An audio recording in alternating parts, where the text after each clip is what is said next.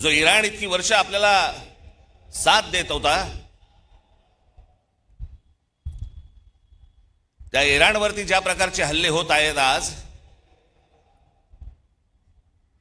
आपण इराणला साथ द्यायला पाहिजे होती. येणारं सगळं बरचसं तेल हे इराणमध्ये येतं, ते आपल्याला रुपयामध्ये देत आले, पुढचं मला माहित नाही. पण खामेनी गेल्यानंतर देखील आपल्या देशाच्या पंतप्रधानांनी कुठचंही निषेधाचं एक स्टेटमेंटही काढलं नाही, हल्ल्यावरती कुठचं स्टेटमेंट काढलं नाही.